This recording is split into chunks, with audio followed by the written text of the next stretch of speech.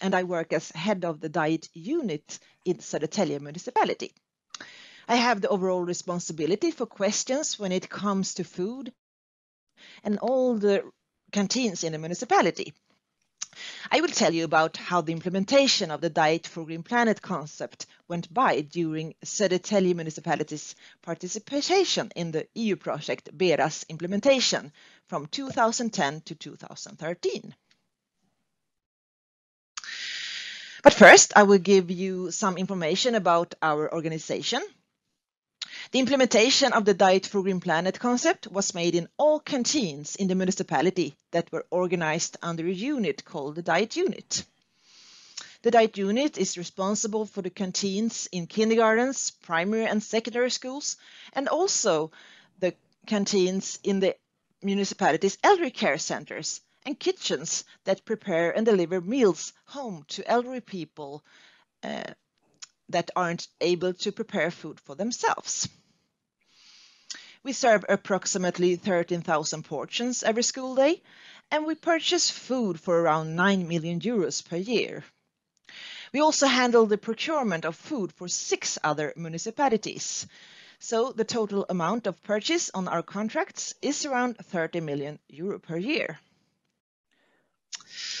Now I'm going to talk about the background of why the municipality implemented the concept.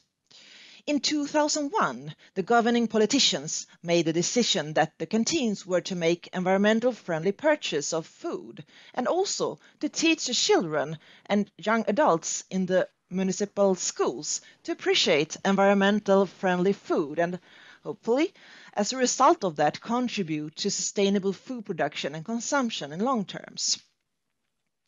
Concrete efforts that were made in that time was to convert milk, eggs, potatoes and crisp bread from conventional to organically produced. A new unit called the Diet Unit was set up, which organized the big-scale central kitchens, and a manager was hired to run the unit. Previously, the headmasters or the manager of the elderly care center had been responsible for the canteens. Money were also set aside to educate the staff in the canteens about organic certification of food. Between 2006 and 2010, work was underway to develop a diet policy, a document decided by the politicians that would work as a frame and toolbox of what the canteen should focus on with the meals. The policy concerned the areas of nutrition, quality and sustainability. The process of creating municipal overall diet policy took 3 years, including the development and all the referral rounds to relevant instances. When we were in the process, it felt like a long and sometimes slow process. But when the result in hand, we are really aware of the value of involving a big number of relevant instances, as it is today very well established in the whole organization and also a great support in the work of serving sustainable and nutritious meals to the diners. One point in the policy that has had a great impact of the success of implementing the Diet for Green Planet concept was the decision was made of building fully equipped kitchens on each school instead of big-scale central kitchens and delivery kitchens.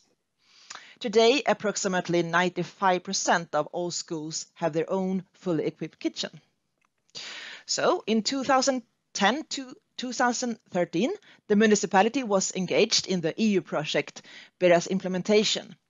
Together with our partners in the project, we defined the criteria in the Diet for Green Planet concept, and after that we started to implement the concept in the municipality's 80 canteens. In order to make the implementation successful and make it work, we had to do some internal adjustments. Organizationally, the delivery kitchens and all kitchens within the preschools belong to the respective headmasters, with the consequence that, among other things, it was difficult to get an overview of the entire process for the change. So the decision was made during the project to organize all the canteens under the Diet Unit. The combination of centralizing the governance of the canteens and at the same time decentralize the creation of the menus and preparations of the meals to each school in fully equipped kitchens near the diner has been one of the strongest success factors behind the implementation of the Diet for a Green Planet concept. During the implementation process, we also defined measurable goals connected to Diet for a Green Planet and the diet policy, and we started to follow up on the goals continuously. When we had the opportunity, we hired trained chefs that had a long experience in cooking food from raw materials in bigger scale, and also to train the existing staff in the criteria of the Diet for a Green Planet concept. We inventored all the kitchens and we established routines for a good systematic work environment to ensure that employees would have the right conditions, both physically and mentally, to work with the concept and at the same time enjoy the job. In addition to demanding and serving sustainable and healthy meals, the municipality has been involved in a number of municipality-wide projects over the years. This is because today we have a situation where food production in Södertälje and the surrounding area is very low in relation to the number of citizens in the municipality, with the consequence that it needs to increase if we are to be able to consume according to the Diet for a Green Planet concept. Information about these projects is available on our website, dietforgreenplanet.se.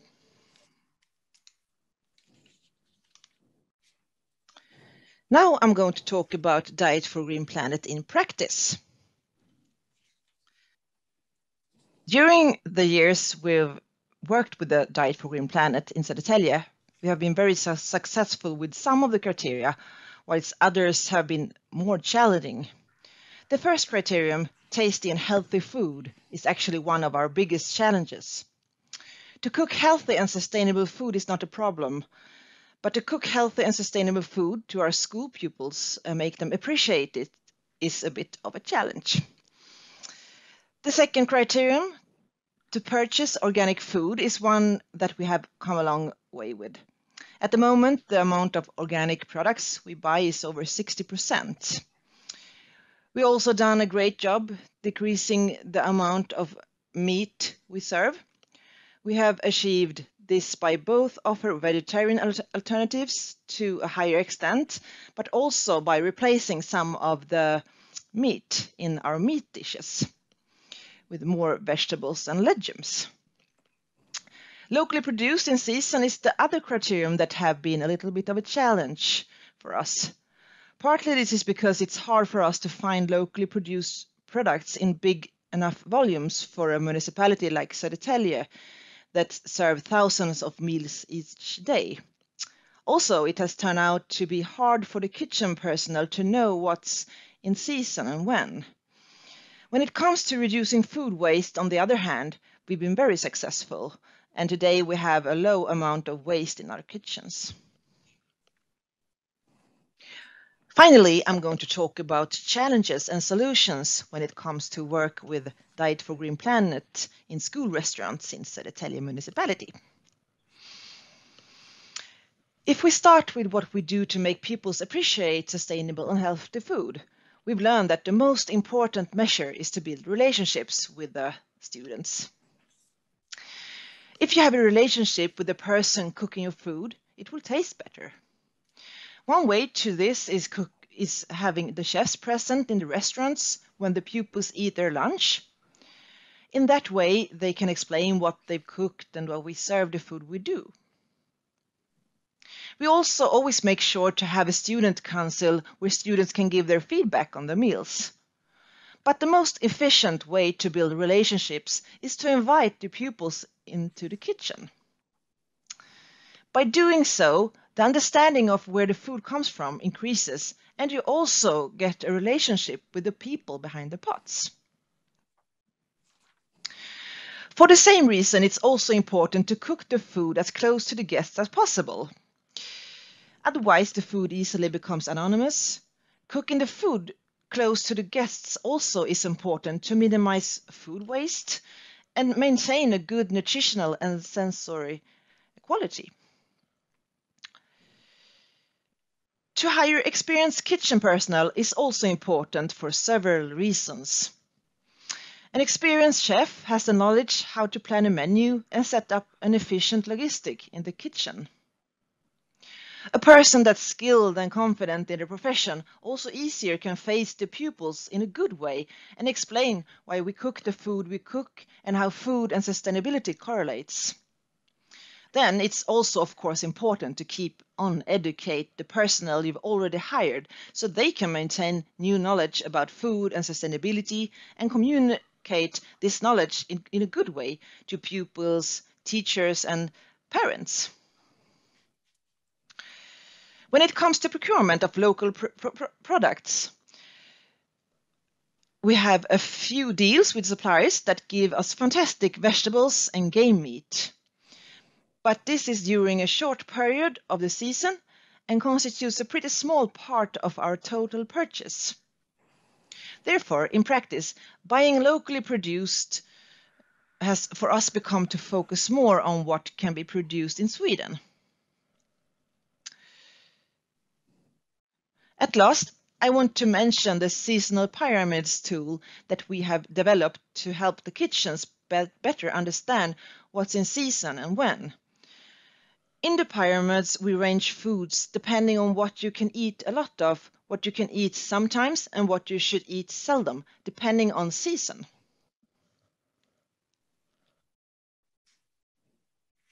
This is what our seasonal pyramids look like.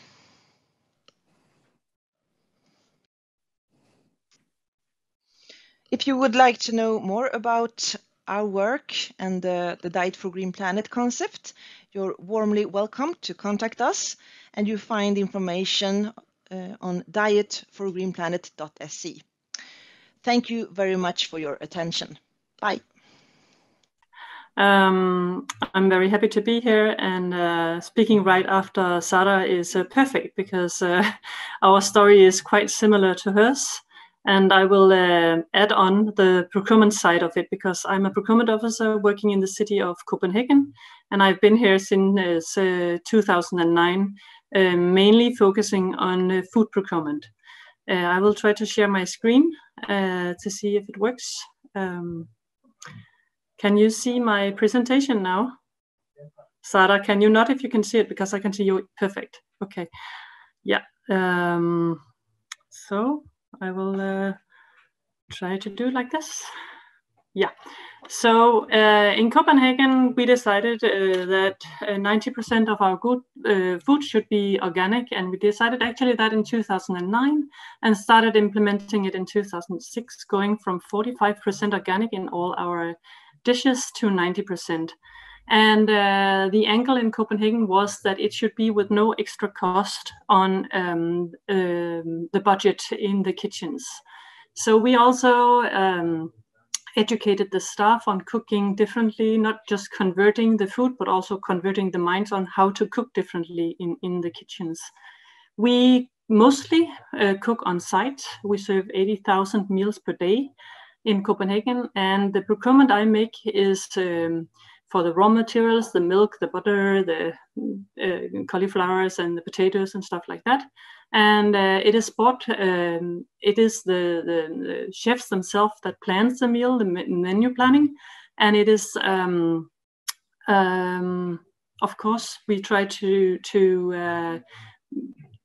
do it mostly at site when it's possible. But for our school meals, we have some cooked at a big facility that is then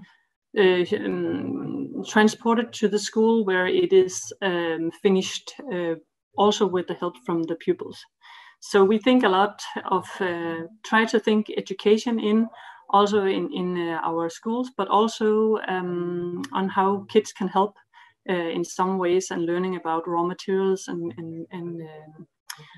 apples, for example. I will tell you about that later. So this is a picture, could be of me, the procurement officers. Sometimes when you have political goals, you will look at the mountain and saying, okay, so how to climb this? But you should always think that you are not alone. We are all together in this. And if you look, there will be help. This is some of the kits that will be taught how to bake. Of course, they will not help baking every day, but it is important that they know that the bread doesn't just come in a bag. When I do procurement, I always have dialogue with the kitchen staff and the market prior to tender. We talk a lot before even starting to write the tender to get the ideas of where to go, what to put in, what is working right now in the contract that we have right at the moment, and what doesn't work, what needs fixing. And then also having a close eye on what is the political goal in our municipality. We had the goal of 90% organic. We still do that. We are at 87% organic in all our meals served in the municipality at the moment. Still aiming to go 90%. The last bit is a bit hard, but we have the goal still. And now we are trying to reach targets on minimizing CO2 reduction, or not minimizing, but CO2 reduction and more sustainable food in our public meals. So including and having dialogue with the kitchen is very, very important before, so that my aim is to get the kitchen staff to look happy when I'm done doing my procurement. I want them to look like the picture here when they think about my contracts and when they know about where to buy food and what food they can buy. So this is my goal, because if they are not happy, then they cannot serve nice, lovely, eatable, very healthy food for our citizens. And the citizens is, of course, our main goal. So, but you also need to talk closely with the market when you do the tender, because you can put all the political goals within the tender if you want to. There's no limitations for that, but as long as it's done according to the law. But if you do it without talking with the market, without getting them along with your ideas, then you will not reach your goal. So I always use, sometimes we're talking to the market prior to a tender, and then actually while I'm writing my tender, I try to make like a little test tender, and I put it out for a dialogue with the market. And once it's published, it's online, they can comment on it, and then I have a dialogue meeting where we can talk about the tender material that is in the writing. After the dialogue meeting, I close my door and I start the writing process.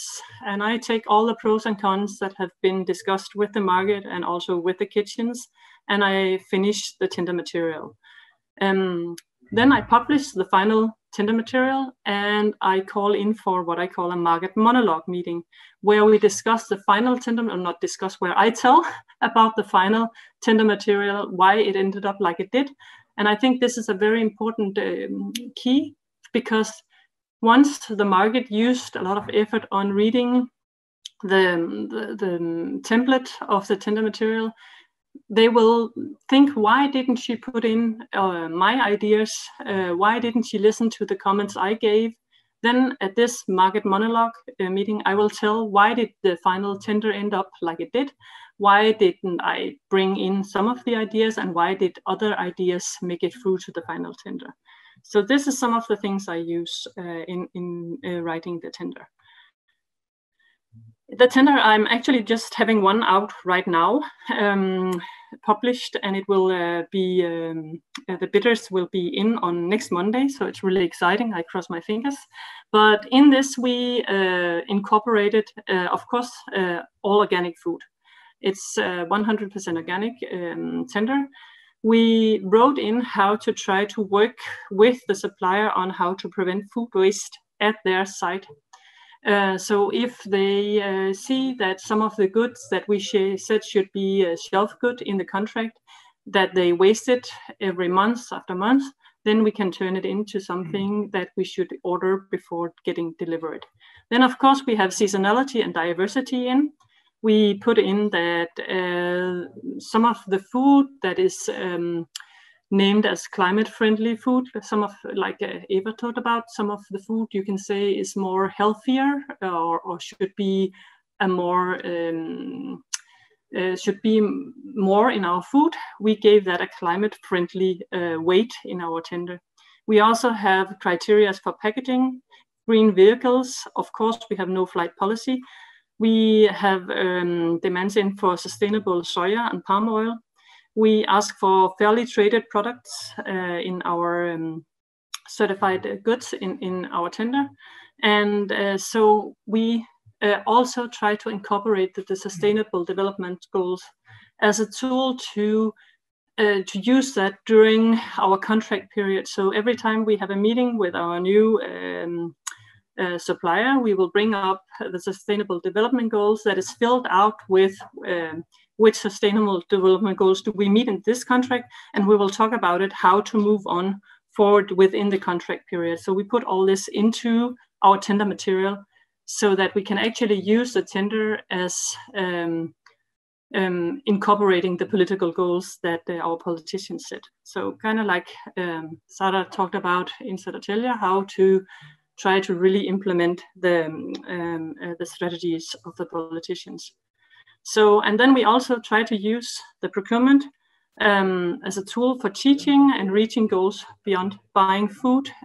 We have built a procurement officer network in Denmark where we discuss how to do greener procurement. We do this with the Danish ministry too. So just to go into a bit depth with seasonality and diversity, we have asked for fruit and vegetables in season, many different kinds of fruit and vegetables. And it's when we say in seasons, it's in season where they are grown. For example, apples, potatoes, and so on and so forth. And actually, last time we did a fruit and vegetable tender, we were offered 86 different kind of apples, and the offer that won had 38 different kind of apples in season. Some of the kindergartens use this actually, the different kind of apples, to teach kids about seasonality. So they teach the kids on why does apple taste different. Some is made for cooking, some is made for marmalade, and some is sweet, some is sour, some is green, some is red. This is important to show them that an apple is not just an apple. And when they know this about apples, they will know this about many different kind of fruit and vegetables, and also that they are in season in the fall time, and in the spring times it's fresh salad and stuff like that. We tell our kitchen staff how to use the contracts also to help them to get the ideas of how to teach the kids about this. So this is a part of implementing our contracts into the kitchens. So, but to do this, we need to be brave, like these kids tasting the herbs. But by doing it together, procurement officers, and by holding conferences like this, so thank you, StratKit, we have to share the ideas and get the ideas from each other and helping each other to do even a better job than we did yesterday. One of the things we did in Copenhagen was trying to do fresh fish, trying to buy it from small and medium-sized firms. We try to not focus on, as a procurement officer, of course, local, but we say we want to open up our tenders to small and medium-sized firms, also from the local area, will have a chance to give a bid for the contract and to win the contract with the municipality. So we ask for a box of unspecified fresh fish in season, and that the kindergartens can buy it, and they will get like a little recipe with it, so they know how to cook with different fish. And we also made a calendar of what fish is in season when, and what fish you can use instead of another fish. So this is some of the things we worked on. And one of the goals we have in our new ideas is trying to, for example, how to book a field and how to calculate what is the CO2 emission with one crop. When you look at it as compared to a similar crop, or asparagus, we have a hard time getting green asparagus because it takes 2 years to grow them.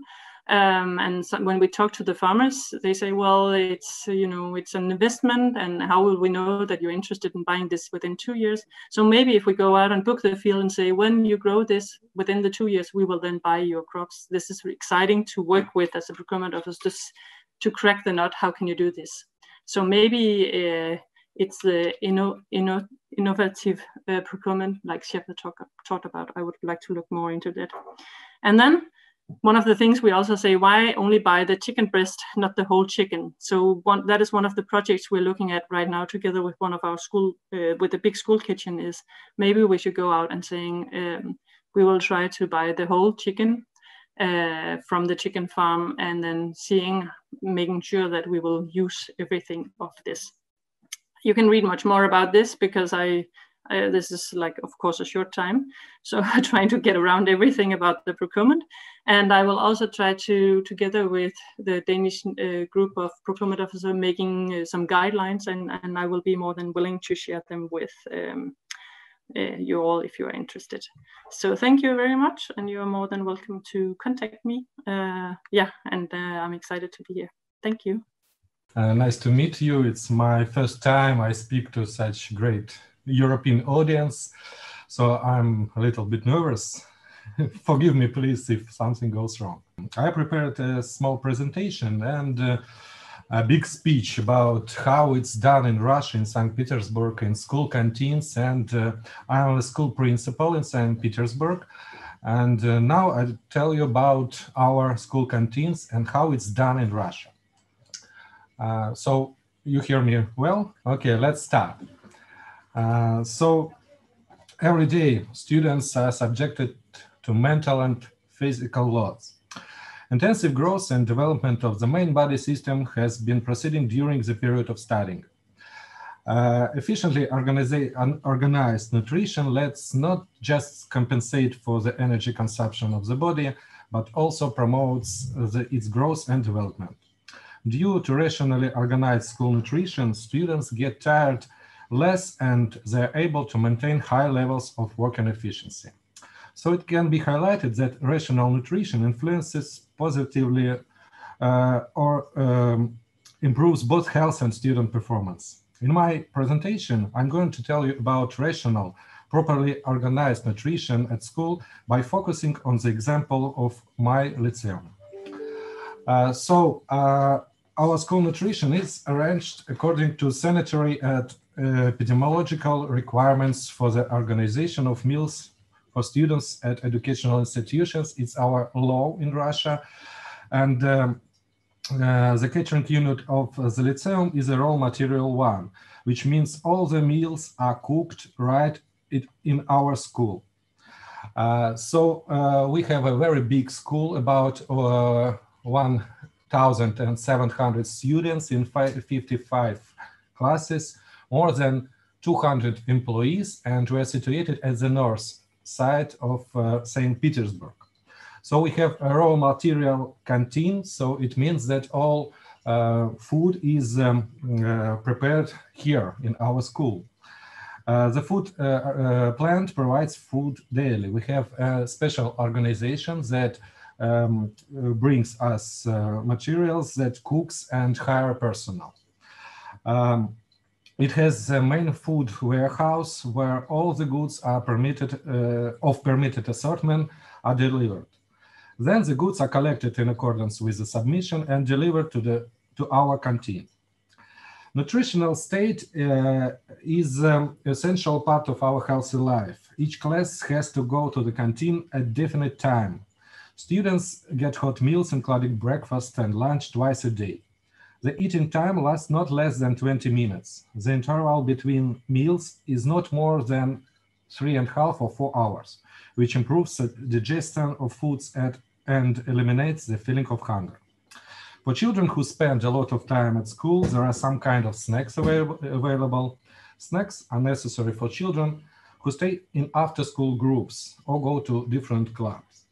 So I can show you our school canteen. Now, you see, there are no people at all, but not because our school is closed now because of quarantine, but just not to show you the faces of kids. Variety of menu. One of the most essential requirements of rational nutrition is a variety of menu.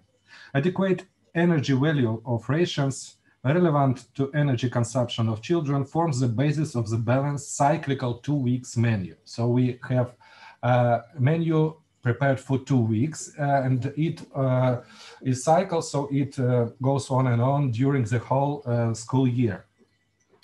Rational nutrition provides the necessary balance of all nutrients such as proteins, fats, and carbohydrates, so as adequate dietary micronutrients, vitamins, so on. So our children have breakfast, dinner, or second lunch, and I show you the cost of it in Russia. It's about, you see on the screen, it's less than €1 for breakfast, a little bit more than €1 for dinner, and about €1 for second lunch. Daily ration includes meat, milk, butter, and oil, brown and white bread, sugar, and children get fish and cheese 2 or 3 times a week. I can show you, but it's only in Russia, but it's a table of our cyclical menu for, here you can see for 10 days. So we have such tables for every class, every group of kids, for elementary school, for basic school, high school. From the 1st of September in this year, all the primary school students in St. Petersburg get meals, breakfast for free. So the government pays for them. And dinner and lunch, they must pay for it. Breakfast consists of a hot dish, a dairy porridge, pancakes, or something else, and a hot drink, tea, cocoa, or maybe coffee with milk. Moreover, fruits are also included. Lunch includes a side salad like cucumber or tomato salad, cabbage or pickled cabbage, carrots, and beet. Soup, of course, vegetable, meat or fish soup, soup with cereal or pasta. And the second dish, hot meat, fish or chicken, and so on, with a side of vegetables and groats, and a sweet tea or maybe a fruit jelly or fruit compote. A snack usually consists of sandwich and a hot drink. Also, we have a buffet along with the basic nutrition during the day. There is a buffet in the Lyceum where bakery products, confectionery, as well as culinary dishes such as salads, pizza, pancakes with fillings, and sandwich are offered. You can see it on this on your screen. We have a very strict government control of by Federal Service of Supervision, and it monitors the implementation of sanitary and epidemiological requirements for the organization of meals for students in our school, in every school. Controllers occasionally conduct quality and temperature requirement and humidity checks the menu and control the process of cooking and serving food. Technologists of our organization monitor the cyclical menu, dish cooking, adherence to the norms of input raw materials, technological order, and the quality of meals. So also the sanitary condition of the catering section, compliance with the sanitary rules, implementation, timing of products and finished products. Moreover, we have the Food Council, which has been set up on the base of an educational institution of our school. It verifies catering services. Its members include representatives of students and their parents. Every year, the educational institution at our school monitors nutrition to improve the quality and expand the assortment of dishes. However, nutrition arrangement, yes, I forgot. It's our public control with parents. You see, it was done nearly 2 weeks ago. They control the quality, the nutrition, and you see a lot of mothers. Not often fathers join us. Usually only mothers go to this this control. But you can see they work in our school canteen together with our school administration.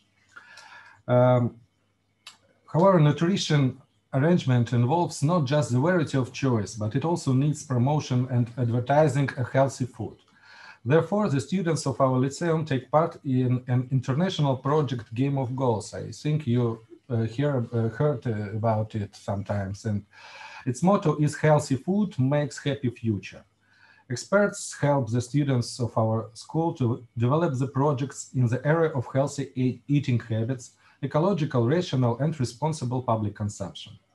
Students suggest innovative solutions how to implement the principles of sustainability into the sphere of social nutrition. Primary school students take part in an action like Green Garden on the school windowsill.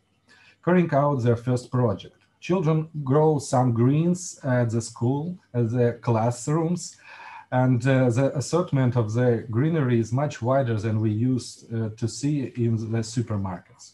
Students grow peas, sunflowers, radish, cabbages, and many others. The days of healthy eating habits often take place in the Lyceum. One of such actions was arranged with the support of the company Bakers of St. Petersburg, and it was called Bread and Useful Grain Crops. Teachers enjoyed the breathtaking action together with the students. They were involved in manufacturing outings and lessons of breads. Children visited a mechanized bakery and had an opportunity to watch how bread is baked. Besides, students along with their teachers were engaged in specific practical activities, made projects about bread, influence of diets and our health and healthy eating habits. So our teachers, they teach students how to behave at the table, give knowledge about healthy and junk products in their ingredients, and also tell children about the importance of rational nutrition in human life. Interesting tasks and games help children realize useful knowledge about healthy lifestyle. So in my conclusion, I'll tell you about that the main problems of students' diet are connected with their out-of-school eating, disorder in out-of-school eating. Children eat fast food and junk food, like chips, sparkling drinks, chewing gums, and so on. Parents also allow them to eat because it's fast. It's very you can eat fast and run on the other lessons.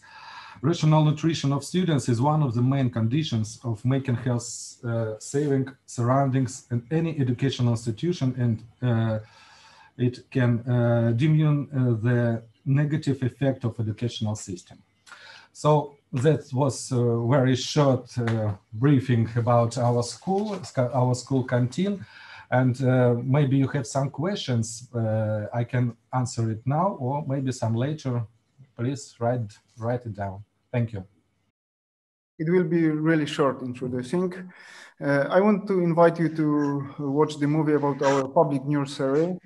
It's a new building, but I hope it's also a place with a new standard in nutrition of children at our local background. So please watch.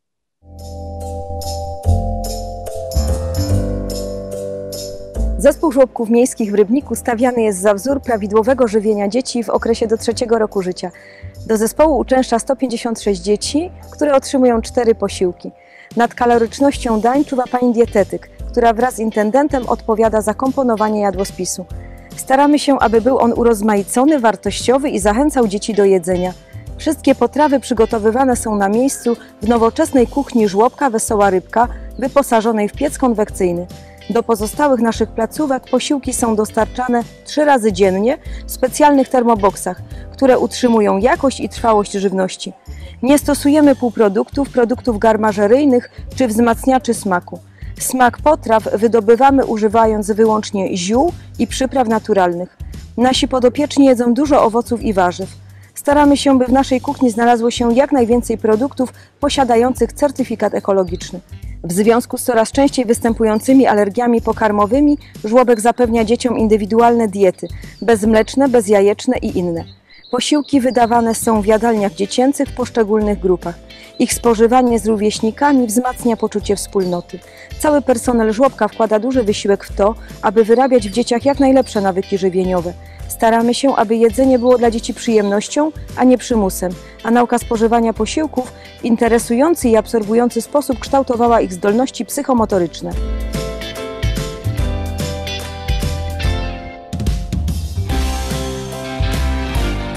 Koła Główna Gospodarstwa Wiejskiego i Miasto Rybnik realizują projekt StratKit, którego celem jest opracowanie rozwiązań dotyczących zrównoważonego rozwoju państw regionu Morza Bałtyckiego w obszarze żywności i żywienia. Nasze działania realizujemy w stołówkach szkolnych, przedszkolnych oraz w żłobkach, gdyż żywienie dzieci w tym okresie jest niezwykle ważne z punktu widzenia zdrowia obecnych i przyszłych pokoleń. Dieta w początkowym okresie życia powinna być prawidłowo zbilansowana i dostarczać organizmowi odpowiednią ilość energii, składników odżywczych, płynów, zawierać produkty mało przetworzone i o wysokiej jakości, w tym na przykład produkty ekologiczne, które są wolne od zanieczyszczeń pestycydami, antybiotykami, metalami ciężkimi i syntetycznymi dodatkami do żywności, a jednocześnie w porównaniu do konwencjonalnych zawierają więcej ważnych dla zdrowia polifenoli, witamin i nienasyconych kwasów omega-3. Spożywanie żywności ekologicznej wpływa korzystnie na zdrowie poprzez zwiększenie reaktywności układu odpornościowego. Regularne spożywanie tej żywności przez przyszłe mamy zmniejsza u noworodków ryzyko wystąpienia niektórych chorób jak alergie skórne i spodziectwo. Z tych powodów żywność ekologiczna powinna jak najczęściej być wprowadzana do jadłospisów.